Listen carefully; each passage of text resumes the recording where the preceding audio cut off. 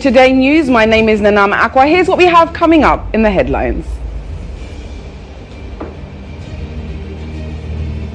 Accra High Court sentences 18-year-old for life. 15-year-old referred to juvenile court for sentencing as jury found them guilty for murder of 10-year-old Ishmael Abdullah at Kaswa for money rituals. And later in the bulletin, police arrest suspect seen carrying gun in viral video during NDC NPP supporters clash at Marmobi. We've got this and more coming up. Do stay.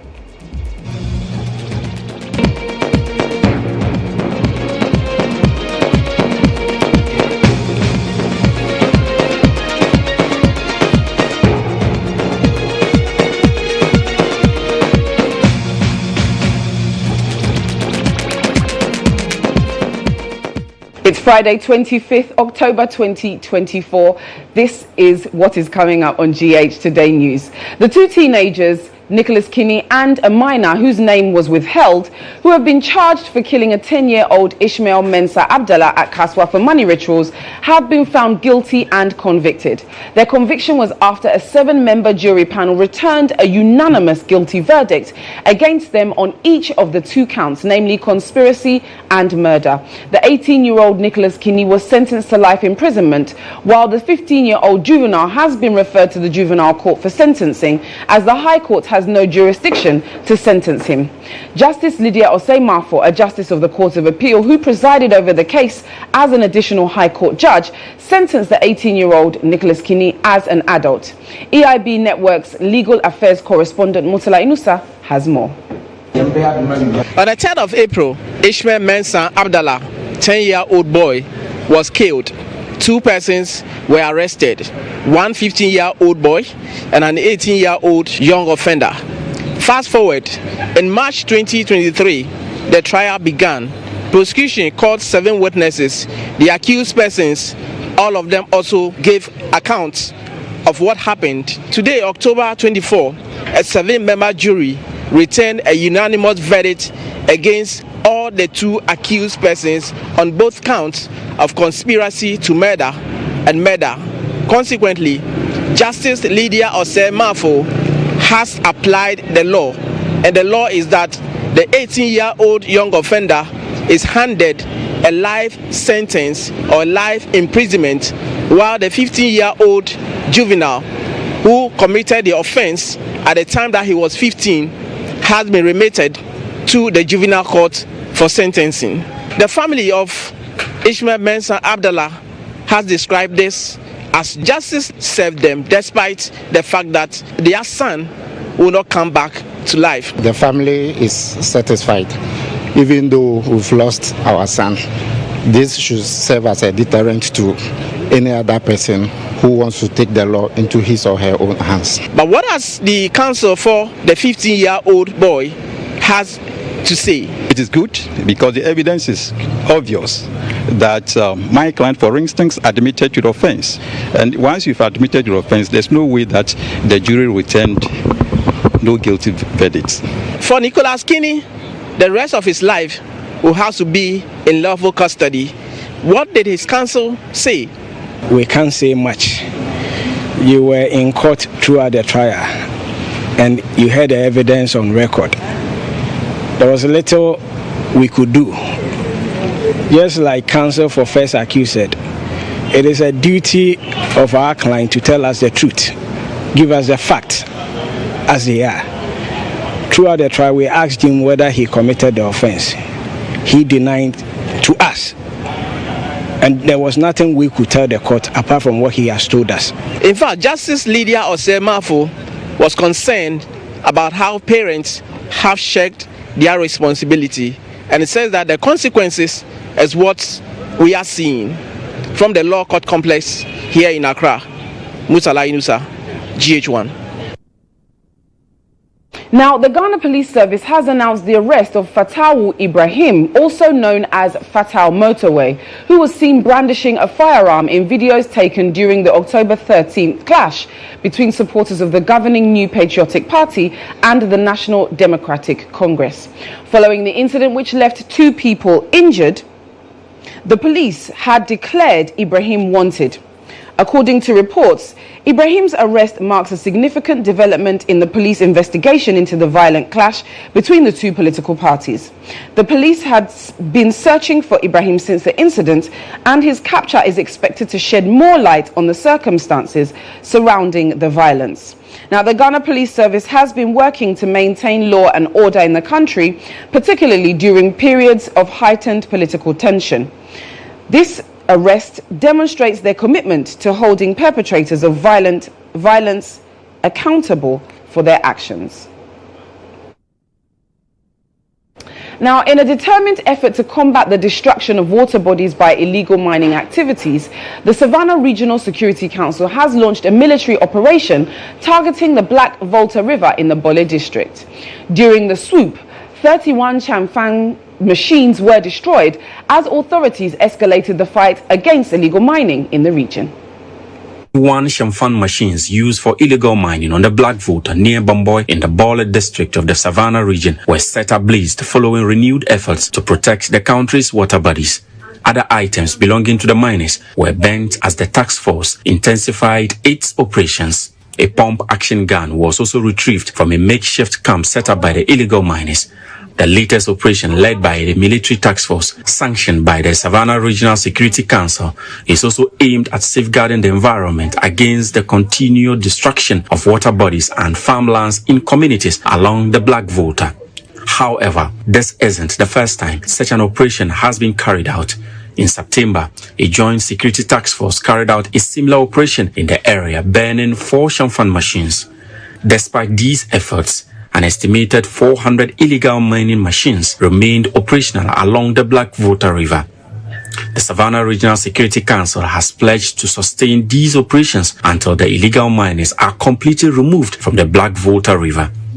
The people of the Savannah region and the rest of Ghana hope that these concerted efforts will finally restore the country's rivers and lands from the grips of illegal miners.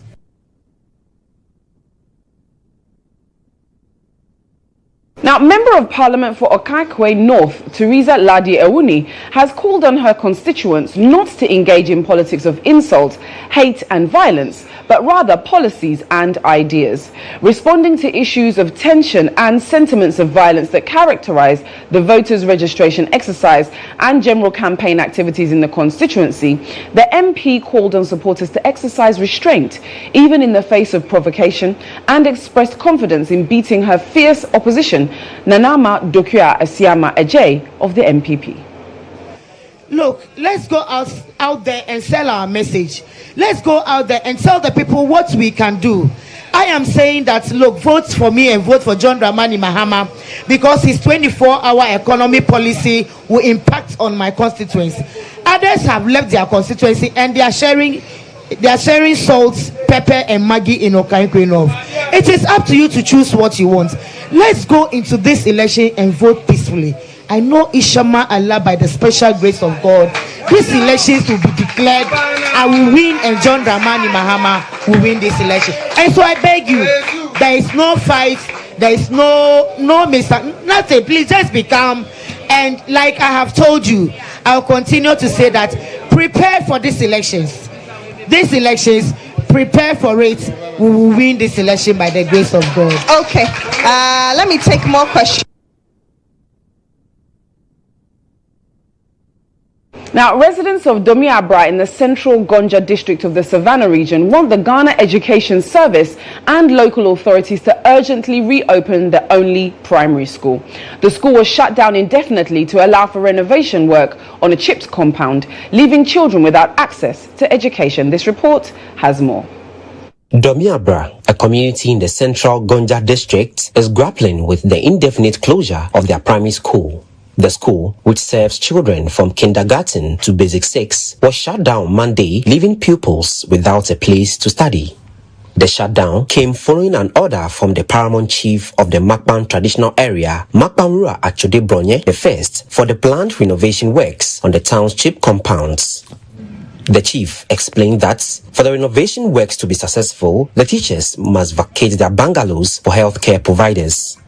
However, some parents have expressed concerns over the situation and its impact on their wards. Now, so far as the children are not going to school, all of us, our works are now slowed down. Because daybreak, we are in the roadside. The children will be crossing the road. So that's why we also call for the media to come and take this decision to the public. So that the Parliament Chief of Mangpang will also see to it that and consider his decision for the people of the Abra. Tijani Imbonra has been at the forefront of the campaign to reopen the school.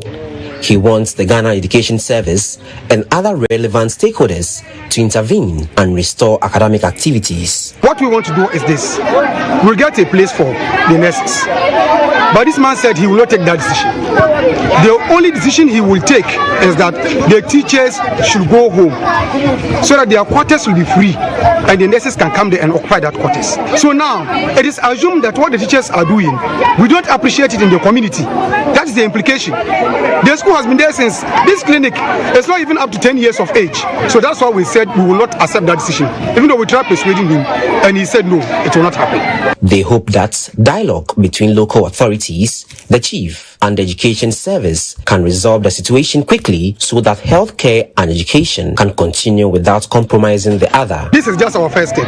If the people who are supposed to intervene, if they fail to do their work, it will determine our next line of action. And in fact, it's not going to be easy for all of us.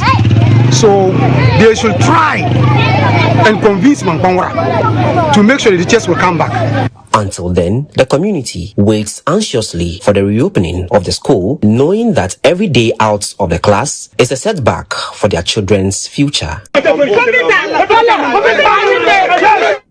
Now, Ghanaian youth have been admonished to pursue entrepreneurship for self-employment opportunities rather than relying on government jobs after completing their education. This remark was made at the Entrepreneurship Jobs for All project in Accra. This report has more. Under the theme, Igniting Futures, Entrepreneurship, Innovation, Peace for Sustainable Development, the event held from October 23rd to 25th, 2024 in Accra brought together youth, stakeholders, traditional leaders, government officials, and private business owners to discuss pathways to successful entrepreneurship in Ghana. At the event's official opening, Kingsley Kweku-Prinkra, founder and chief executive officer of CD Ghana, emphasized the importance of entrepreneurship in tackling Ghana's unemployment crisis. I get in realizing that indeed, so more or less like the very impact which we are making was at a global level, but not necessarily in Ghana. There was a need to introduce this great initiative, and this is how things is going with us. So these experiences highlighted the immense potential for entrepreneurs in Ghana and the pressing need of staff to build the skills, network and resources which is necessary for success. Honorable Sam Okujato, a member of the Council of States, also addressed the media, urging Ghanaian youth to prioritize entrepreneurship in their career path. Therefore, these problems of this country can be solved only by you, the young ones. Most of us have retired. Now you all go to school, you finish your school, others secondary school, JSS, SF, university, and you are running around, you say you are looking for a job. And my question is, what are you looking for a job for? Create a job. You have the power to create the job. In a broader context, lawyer Sam Okujato reminded the audience that the Supreme Court alone has the authority to decide on the constitutionality of decisions made by any arm of government. There's a whole confusion going on even by lawyers in Parliament who are saying that Parliament is supreme, but court has no right. They are forgetting that we are not the British Parliament. The British Parliament, the Queen in Parliament passes law, but they can pass any law they choose. Under our law, it is only the Supreme Court that has the power. And therefore, the Supreme Court can say what the President has done is unconstitutional. They can say what the Parliament has done is unconstitutional. They can say what the Minister or Chief has done is unconstitutional. That is the right which is reposed in them in the Constitution.